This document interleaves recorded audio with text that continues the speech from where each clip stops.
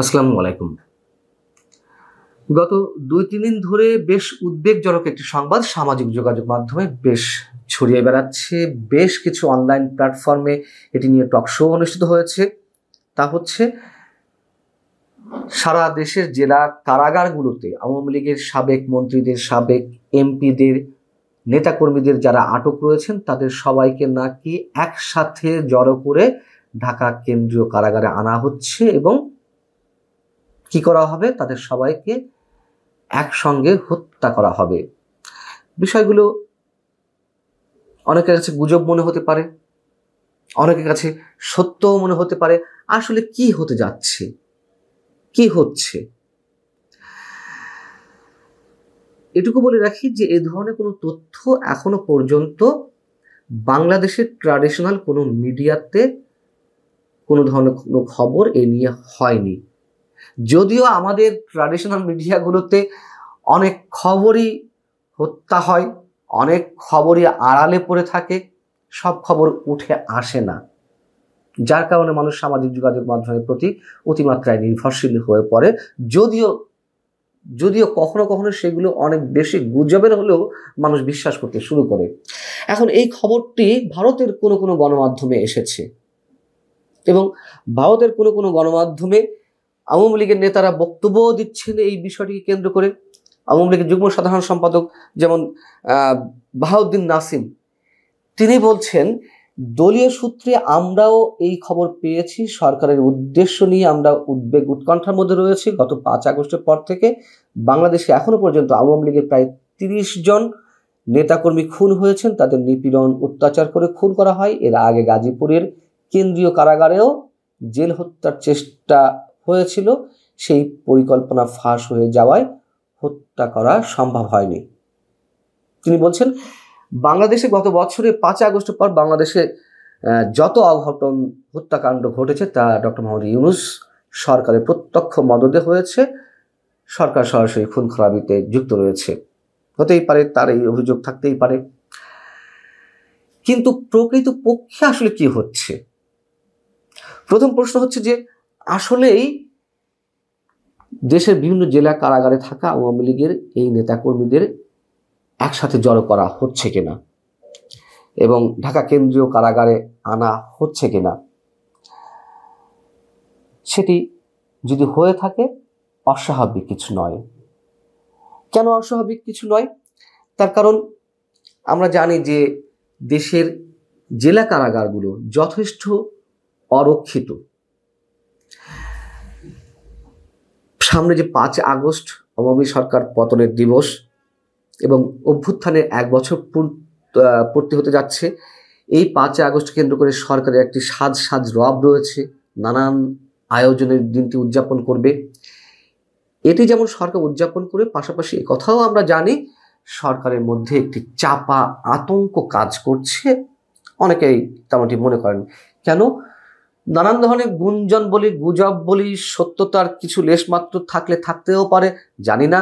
এরকম কথা তো শোনা যাচ্ছে যে ৫ আগস্টকে কেন্দ্র করে আওয়ামী লীগ বিশাল কোনো কিছু পরিকল্পনা করছে। এমনও অনেকে বলছেন যে ৫ আগস্টের আগেই ডক্টর মোহাম্মদ ইউনূস সরকারের পতন ঘটে যেতে পারে, আওয়ামী লীগ এমন কোনো ধরনের অ্যাকশনে যেতে পারে। যদিও তার কোনো নমুনা আমরা এর মধ্যে এখনো পর্যন্ত দেখিনি। এর মধ্যে হরতালের কর্মসূচিও দেওয়া হয়েছিল, তার কোনো প্রতিক্রিয়া আমরা সেই হরতালগুলোতে দেখিনি।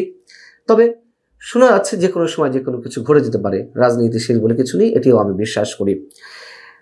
এখন ২০২৪-এর ৫ আগস্টের আগে বা ওই দিনও দেশের কোনো কোনো কারাগার ভেঙে জঙ্গিবাদের সঙ্গে সংশ্লিষ্ট অভিযোগে আটক অনেকেই যেমন বেরিয়ে এসেছে। তারা কারাগার ভেঙে বেরিয়ে এসে আবার জঙ্গিবাদী তৎপরতায় মেতে উঠেছে, এ কথাও তো সত্য। তো সেই দৃষ্টান্ত তো সরকারের সামনে রয়েছে। আবার আওয়ামী লীগ নিয়ে যে আতঙ্কটা তাদের রয়েছে, সব মিলিয়ে সরকার একটু বেশি সিকিউরড অবস্থা থাকতে চাচ্ছে। সারা দেশের কারাগারগুলো থেকে আওয়ামী লীগের নেতাকর্মীদের এনে হাইলি সিকিউরড অবস্থা তারা রাখতে চাচ্ছে। আবার ১৬ই জুলাই গোপালগঞ্জে যে রণক্ষেত্র সৃষ্টি হলো, তার এক পর্যায়ে আমরা দেখলাম যে কারাগারে একটি গ্রুপ হামলা চালালো এবং সরকারের ভাষ্য অনুযায়ী গোপালগঞ্জ জেলা কারাগারে আওয়ামী লীগের যে নেতাকর্মীরা আটক রয়েছেন তাদেরকে ছিনিয়ে নিতেই এই ঘটনা ঘটানো হয়েছিল। তো যদি সত্যি হয়ে থাকে তাহলে সরকার নিশ্চয়ই সেই আতঙ্কের জায়গা থেকে এই ব্যবস্থাটি করতে পারে। এবং কাশিমপুর কারাগার বা কেরানীগঞ্জের কেন্দ্রীয় কারাগার, এগুলোতে আমরা দেখেছি বিভিন্ন সময় বিভিন্ন খুব হাই প্রোফাইল বন্দীদের রাখা হয়, সেটি সেই জায়গা থেকে এমন একটি ব্যবস্থা নেওয়া হতে পারে। কিন্তু যেই বিষয়টি ভয়ঙ্কর আকারে আমাদের সামনে আসছে, পাশাপাশি যে তথ্যটি যে সবাইকে হত্যা করা হতে পারে, এটি আমার মনে হয় একটু বেশি গুজব হয়ে যাচ্ছে। এই সময় এসে এটি সরকারের করার কথা নয়, যদিও সরকার এমন অনেক কিছু করে ফেলছে যা আমাদের ধারণার বাইরে, তারপরে এটি বোধহয় সম্ভব না। তারপরে একটা বিচার প্রক্রিয়া তো শুরু হয়েছে, সেটি প্রহসনের বিচার প্রক্রিয়া হোক কিংবা প্রকৃতপক্ষের বিচার প্রক্রিয়া হোক, তা নিয়ে যতই বিতর্ক হোক না কেন, হচ্ছে তো। আর তাদেরকে হত্যা করে কি এমন অ্যাচিভ করবে সরকার? সেখানে তো মানে আমির হোসেন আমু কিংবা শাহজাহান খান, আনিসুল হক, সালমান এফ রহমানের মতন হাই প্রোফাইল কিছু বন্দী রয়েছে, জুনায়েদ আহমেদ পলকের মতো মানুষেরা রয়েছেন, কিন্তু তাদেরকে হত্যা করে আওয়ামী লীগ নেতৃত্ব শূন্য করা যাবে এটি তো মনে করার কোনো কারণ নেই। যেমন অনেকে এর প্রসঙ্গে আবার 1975 তেসরা নভেম্বরের জেল হত্যাকাণ্ড বা জাতীয় 4 নেতাকে হত্যাকাণ্ডের বিষয়টি সামনে নিয়ে আসছে।